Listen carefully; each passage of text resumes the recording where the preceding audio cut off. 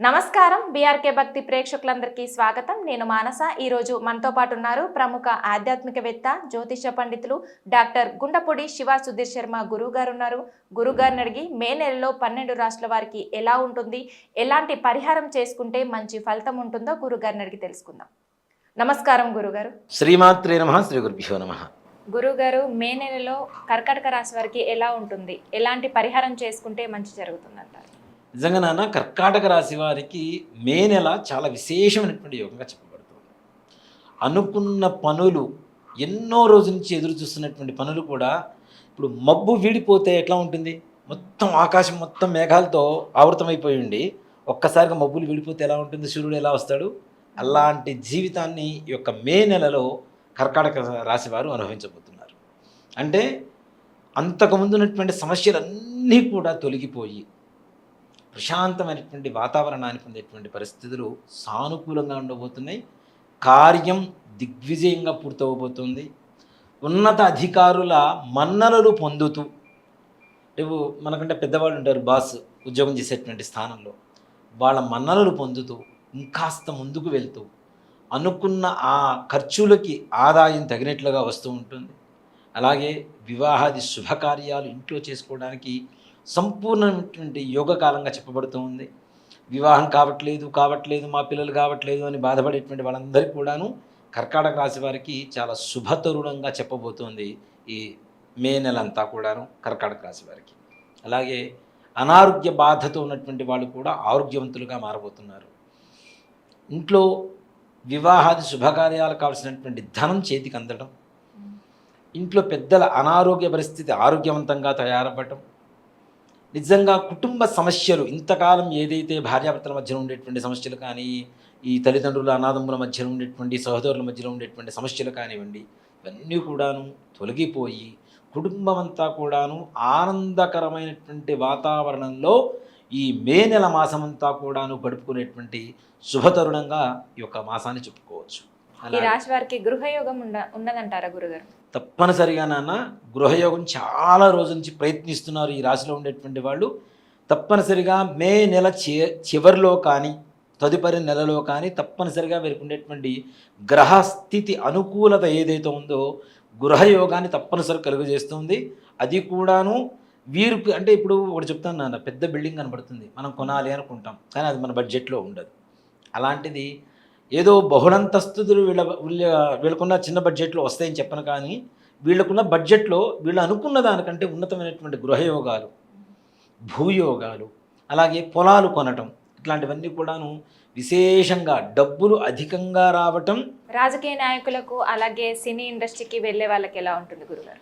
రాజకీయ నాయకులకు కూడా నాన్న, నిజంగా చెప్పాలి అంటే చిన్న చిన్న పదవులతో సరిపెట్టుకునేటువంటి వాళ్ళంతా కూడా ఉన్నతమైనటువంటి పదవీ యోగంగా చెప్పుకోవచ్చు. వాళ్ళు ప్రయత్నిస్తే చాలు. నిజంగా ఓ మాట చెప్పాలంటే, వీళ్ళకంటే పెద్దవాళ్ళు ఎవరైతే ఉంటారో అధికారులు, వాళ్ళు వీళ్ళ శ్రమను గుర్తించి తగిన ఉన్నత స్థానాన్ని ఇవ్వటం, నలుగురిలో ఇంకాస్త మంచి పేరు రావటం, జనాల దగ్గర నుంచి కూడాను మంచి ప్రేమాభిమానాలు చూరగొనడం, ఇట్లాంటివి ఈ మాసంలో తప్పనిసరిగా రాజకీయ నాయకులు కలిగేటువంటి అవకాశం.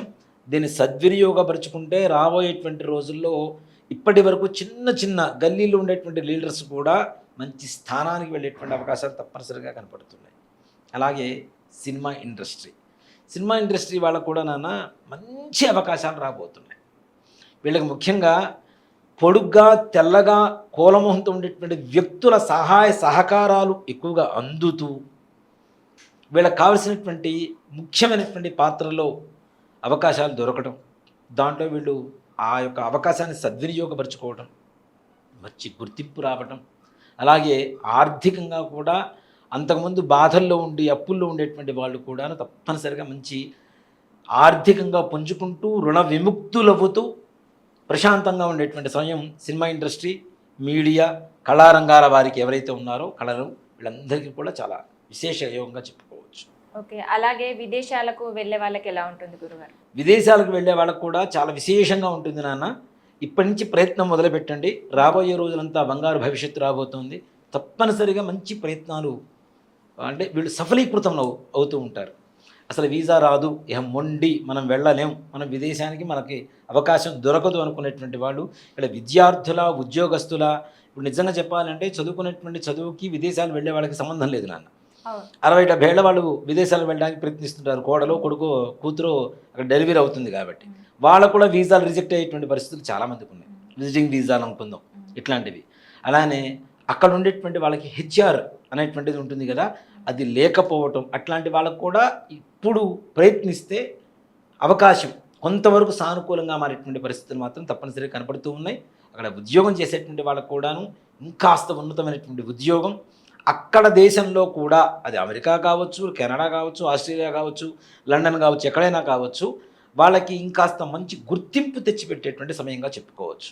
ఓకే. అలాగే ప్రభుత్వ, ప్రైవేట్ పరమైనటువంటి ఉద్యోగస్తులు వీళ్ళకు కూడా నాన్న నిజంగా చెప్తున్నాను, ప్రమోషన్ కోసం చిన్న ప్రయత్నం చేయండి. చిన్న ప్రయత్నం చేస్తే మంచి సఫలీకృతులు అవుతారు నాన్న. చాలా తొందరగా పనులు అవుతాయి. అనుకున్న చోటకి ట్రాన్స్ఫర్స్, ప్రమోషన్స్, ఉన్న మంచి ఉన్నతమైనటువంటి ఉద్యోగాలు, నిరుద్యోగులు ఉద్యోగం కోసం ప్రయత్నించినా కూడా మంచి అవకాశాలు దొరికేటువంటి పరిస్థితి. కాబట్టి ఈ పరిస్థితిని వీళ్ళు సద్వినియోగపరుచుకుంటే ఇంకాస్త ముందుకు వెళ్ళడానికి అవకాశంగా ఉంటుంది. అలాగే వ్యవసాయ రంగంలో ఉన్న వాళ్ళకి ఎలా ఉంటుంది గురు? వ్యవసాయ రంగం వాళ్ళకు కూడా చాలా బాగుంటుంది నాన్న. ఈ మే నెలలో వాళ్ళ దగ్గర ఉన్నటువంటి ఏదైతే అంతకుముందు నిలవబెట్టుకున్నటువంటి ధాన్యం ఉందో దానికి మంచి రేట్లు వస్తాయి, దానికి మంచి డిమాండ్ పెరుగుతోంది. దాని ద్వారా ఆర్థికంగా లాభపడతారు. రైతులు బాగుంటే మనం బాగుంటాం కదా. రైతులు ఆనందంగా ఉండాలి ఎప్పుడు కూడాను. అలాంటి వాడికి మంచి గిట్టుబాటు ధరలు వస్తాయి తప్పనిసరిగా. ఇంకా ముఖ్యంగా చెప్పాలంటే కూరగాయల రేట్లు కూడా పెరగబోతున్నాయి. ఈ మే నెలలో కూరగాయలు పండించేటువంటి వాళ్ళకు కూడా మంచి రేట్లు రాబోతున్నాయి. కాకపోతే ఫలాలు పండించేటువంటి వాళ్ళు ఉంటారు కదా, మామిడి పండు, బత్తాయి పండు, ఇట్లా పండ్లు ఉంటాయి కదా, వాళ్ళకి మాత్రం కొంతవరకు నష్టం చేకూరేటువంటి అవకాశం కనపడుతుంది. ముఖ్యంగా మనం చూస్తూనే ఉన్నాం, వర్షాలు పడుతున్నాయి. వర్షాలు పడితే పండ్లు రాలిపోతాయి గాలులకి, వాటి వల్ల ఎక్కువగా దెబ్బతినేటువంటి అవకాశం ఉన్నది. కాబట్టి తగిన జాగ్రత్తలు తీసుకోవాల్సినటువంటి పరిస్థితి. ఓకే. ఈ రాశి వాళ్ళు ఎలాంటి పరిహారం చేసుకోవాలంటారు గురు? నిజంగా చెప్పాలంటే నాన్న, సింపుల్ రెమెడీ. మన ఇంట్లో తయారు చేసుకునేటువంటి సాంబారు అన్నం కందిపప్పుతో తయారు చేస్తాం కదా. కందిపప్పుతో తయారు చేసినటువంటి సాంబార్ అన్నం కావచ్చు, చక్కగా ముద్దపప్పుతో తయారు చేసి కొద్దిగా నెయ్యి వేసి, ఇవన్నీ కూడాను ఒక 7 ప్యాకెట్లు పెట్టుకోండి. మంగళవారం రోజున ముష్టివారికి ఇచ్చి, దాంతోపాటు ఇందాక చెప్పుకున్నట్టుగా కాయిన్స్ నీళ్ళలో తడుపుకొని ఒక 7గురికి ఇవ్వండి.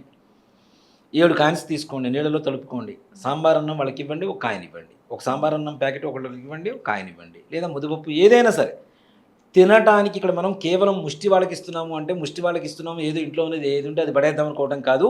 అక్కడ గ్రహాల రూపంలో వాళ్ళని చూస్తున్నాము. ఎందుకు అంటే కొంతమంది కందులు దానం చేయండి, పెసలు దానం చేయమని చెప్తూ ఉంటారు. కానీ అవి దానం చేయడం ద్వారా వాటి ద్వారా వచ్చేటువంటి దక్షిణ జేబులో పెట్టుకుని ఖర్చు పెట్టుకుంటున్నారు. కానీ కొంతమంది పురోహితులు ఆ ధాన్యాన్ని వాడటం లేదు. ఇక్కడ మన కళ్ళ ముందు వాళ్ళ ఆకలి తీరుతుంది కదా. అంటే గ్రహాల రూపంలో, వాళ్ళ రూపంలో ఆకలి తీర్చుకుంటున్నప్పుడు మనకి తప్పనిసరిగా ఫలితం కనపడుతుంది కదా. అతి తొందరగా రిజల్ట్ కనబడేటువంటి చిన్న చిన్న పరిహారాలు మనం చెప్తున్నవి కూడా పెద్ద కష్టతరమైనటువంటివి కాదు, ఇంట్లో చేసుకునేటువంటి పరిహారాలే. ఇవి చేయడం ద్వారా తప్పనిసరిగా మంచి రిజల్ట్ ఉంటుంది. ఇచ్చిన వారానికి ఇవ్వని వారానికి తేడా కనపడుతుంది తప్పనిసరిగా. ఓకే గురుగారు, కర్కాటక రాశి వారి గురించి అలాగే వాళ్ళు చేసుకోవాల్సిన పరిహారం గురించి చాలా చక్కగా వివరించారు. ధన్యవాదాలు. శ్రీమాత్రే నమః. శ్రీ గురుభ్యో నమః.